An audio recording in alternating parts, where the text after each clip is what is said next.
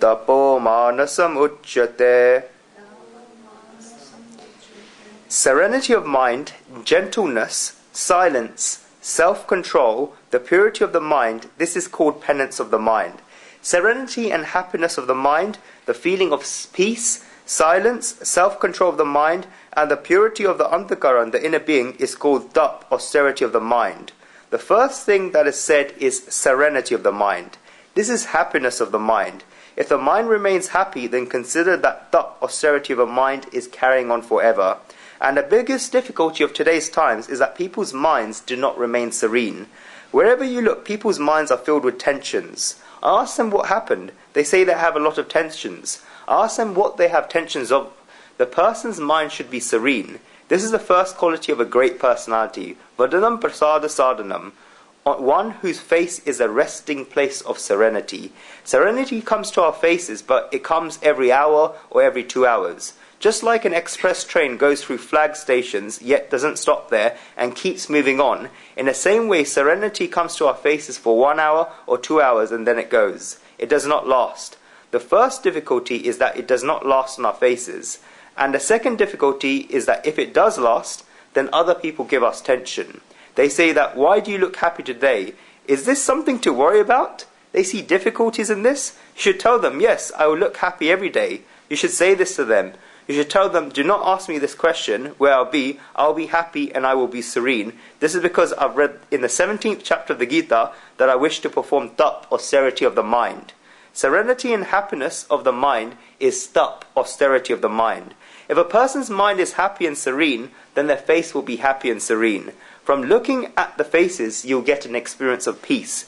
That is why the second quality said in this verse is gentleness. Where does the serenity of the mind come from? Madhusudan Saraswati ji said a very nice thing, that a lack of feeling of perplexity as a result of thinking about material objects is serenity of the mind. This is serenity of the mind.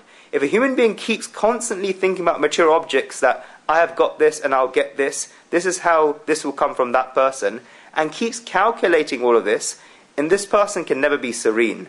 But an absence of the feeling of perplexity as a result of thinking about material objects leads to a person becoming serene.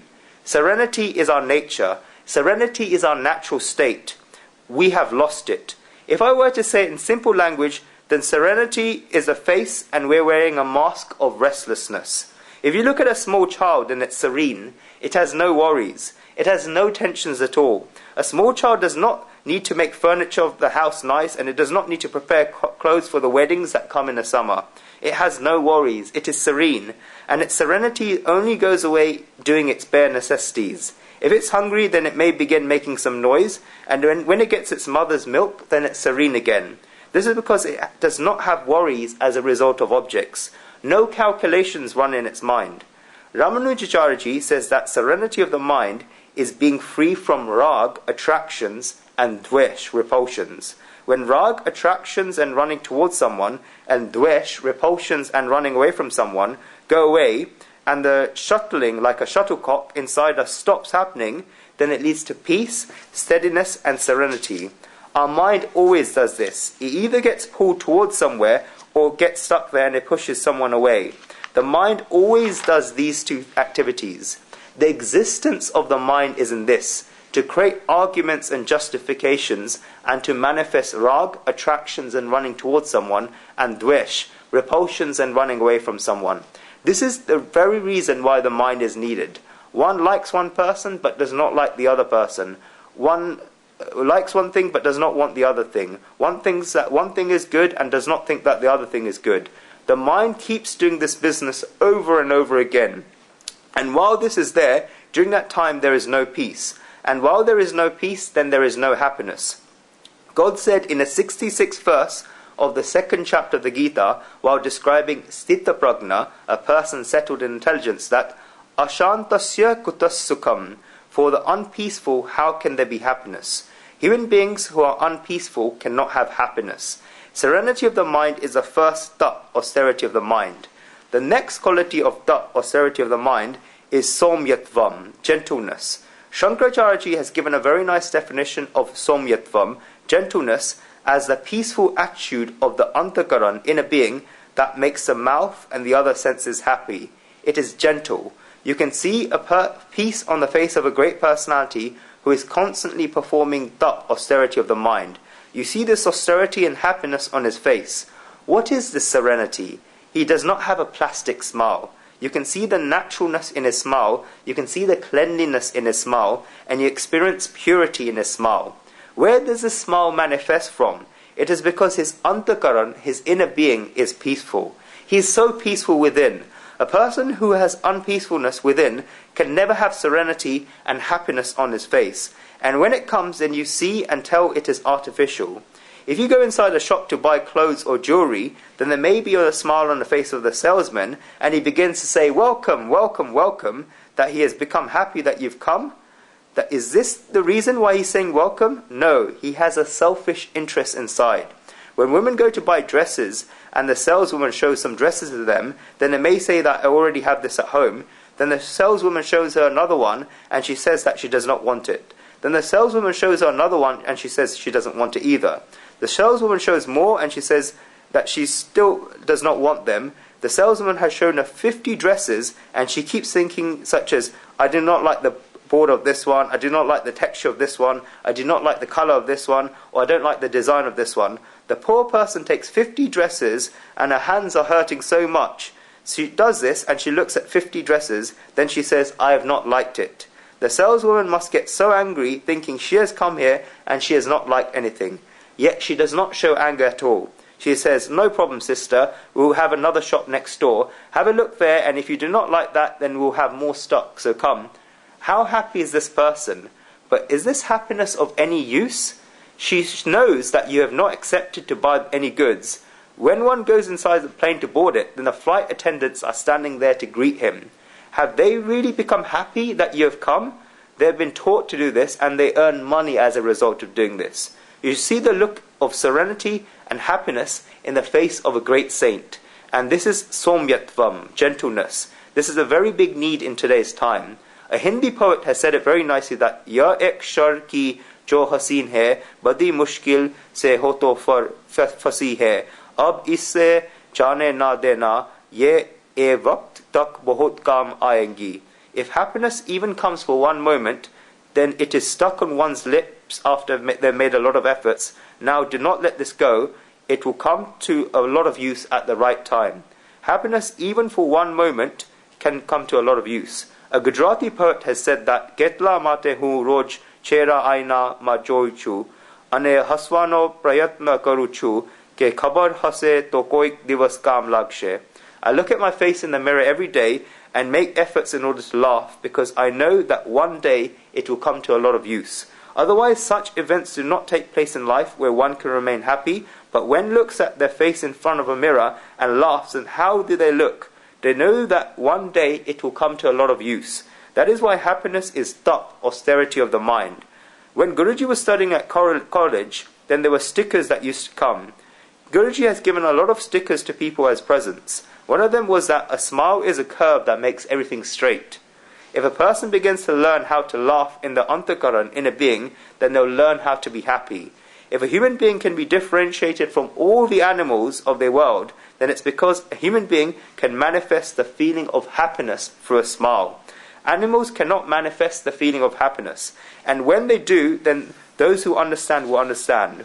When a calf sees a cow coming, then even if the calf is tired, it will begin to jump up and down.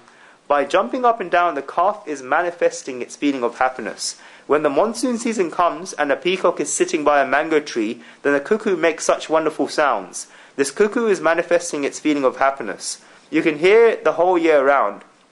But only human beings have the ability of manifesting their feeling of happiness through a smile on their faces. It is an expensive gift.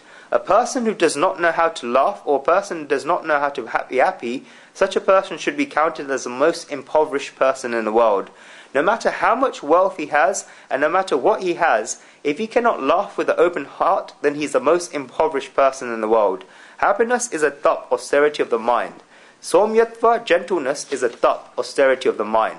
Madhusudan Saraswati Ji says that Somyatva, gentleness, is wishing for the happiness and well-being of all creatures and having a feeling of indifference towards thinking about prohibited objects. In ancient times, the rishis used to use the word Somya, gentle one, to address their pupils. Ayushman Bhava Somya, may you live long, O gentle one. These words were said. Rishis address their pupils in two ways. Firstly as Vatsya, one who is extremely dear, and secondly as Somya, gentle one. Ayushman Bhava Somya, may you live long, O gentle one. It made the pupils peaceful and happy.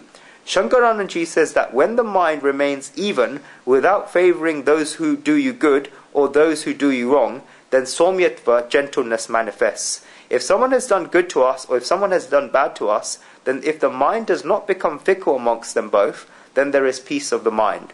And this happiness is shown on their faces. This is happiness of the mind. The next quality of Somyatva, gentleness, is austerity of the mind, is Maunam, silence. Silence is tap, austerity of the mind. It is called a tap, austerity of the mind. Shankaracharya says that Maunam, silence, means exercising control of the speech through the chastening of the mind. Maunam, silence, is not just called controlling the speech. It is when the speech is controlled through the chastening of the mind. Control of the mind is Maunam. This is because the more control you exercise over your mind, then the more that the speech becomes peaceful. The more fickle that the mind is, and the more the thoughts that are there on one's mind, then the more you have to keep on speaking over and over again. The more fickle that the mind is, and the more turbulent that the mind is, then the more you have to keep on speaking. That is why you see that when a person has lost his steadiness of the mind, then no matter if he's alone, he'll keep on speaking over and over again. You may have seen people like this. Those who are very impure in their minds, such people keep speaking over and over again even when they're alone. This shows impurity. They are talking just words, but in reality, this shows the turbulence of the mind. The mind should become at peace. There is no greater peace than control of the mind. The more control one has over the mind, then the more peaceful that their speech becomes. And making the speech peaceful also has another meaning, that the mind becomes something that gives one peace. One whose mind is peaceful, such a person begins to give others peace. Then no matter if he's speaking, many people become peaceful as a result of the speech.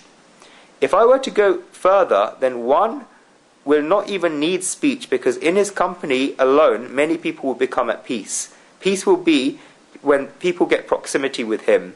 Once Guruji gave a discourse on meditation on the Isha Upanishad, where they had kept a silence amongst all of them in the hall for 1 hour. Nobody would say anything. Neither would Guruji say anything, nor would the 200 people in the hall say anything.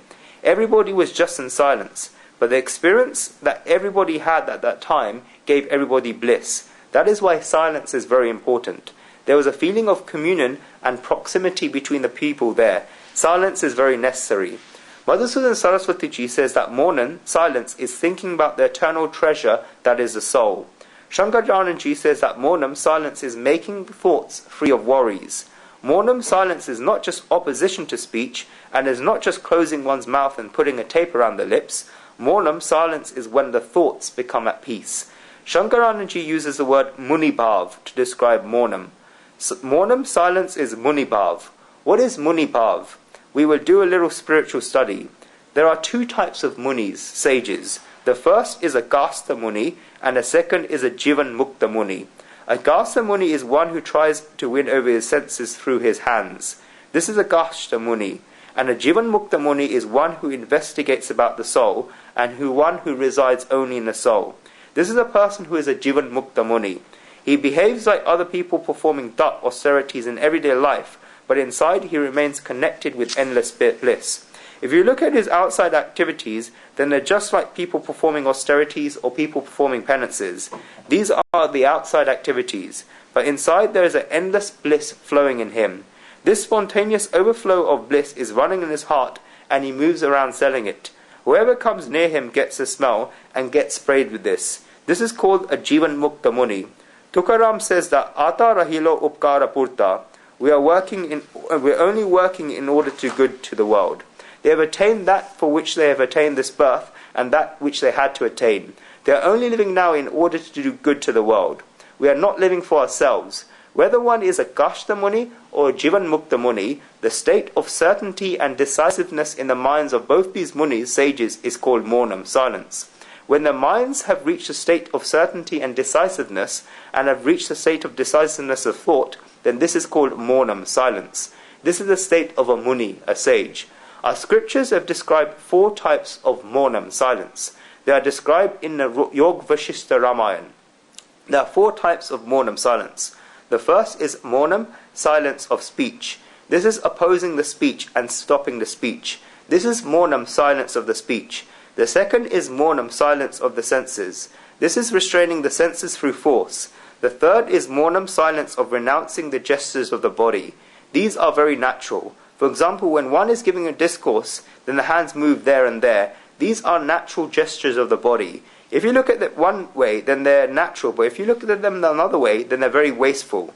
If I do not move my hands that way, then could I not speak? I will still be able to speak, but then I say that I won't be able to move my hands anywhere, and I will just sit there cross-legged or sitting on a chair that my hands will not be able to move, then this is indifference towards wasteful gestures of the body. This is Maunam, silence of renouncing the gestures of the body. These first 3 states are the states of Kashta Muni.